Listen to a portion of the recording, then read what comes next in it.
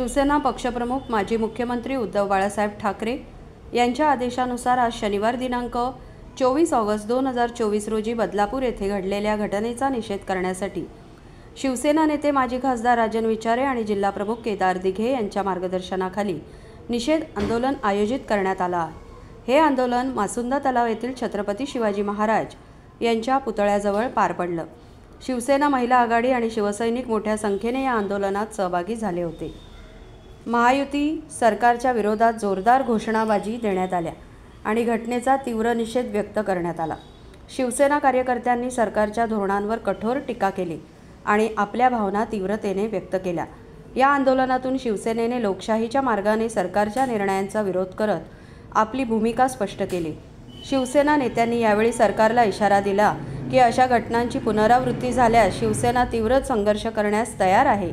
बदलापूर परिसरात या आंदोलनामुळे वातावरण तापले असून स्थानिक प्रशासनाकडून देखील या घटनेची दखल घेण्यात आली आहे।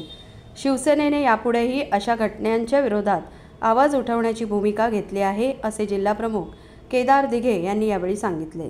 मला वाटतं तुम्ही बघितलं देशातली परिस्थिती, महाराष्ट्रातली परिस्थिती, जे मुख्यमंत्री या ठाणे जिल्ह्यामधले आहेत त्या ठाणे जिल्ह्यात सुद्धा सुरक्षितता राहिलेली नाही।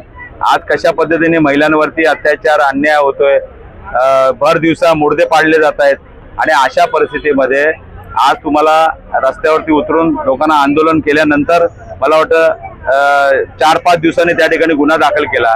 म्हणजे हे काय चाललंय, कसलं राज्य आहे? गुन्हेगार हा कुठल्या जातीपातीचा हे नसतो, गुन्हेगार असतो कुठल्या पक्षाचा नसतो, तर त्याच्यावरती गुन्हेगार म्हणून कारवाई करायला पाहिजे। परंतु ती कारवाई त्या ठिकाणी न केल्यामुळे लोक रस्त्यावरती आले आणि आज तुम्ही बघितलं असेल जनता त्रस्त झालेली। आज ज्या परिस्थितीमध्ये आज लोकांना आज तुम्ही बघितलं कुठला सर्वसामान्य माणूस त्या ठिकाणी सुरक्षित राहिलेला नाही।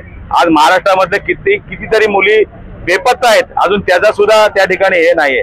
आणि अशा परिस्थितीमध्ये आज ज्या पद्धतीने त्या 2 लहान मुलीवर काल सुद्धा घटना झाल्या, आज सुद्धा म्हणजे महाराष्ट्रामध्ये कुठलीही भीती राहिलेली नाही गुन्हेगारांना।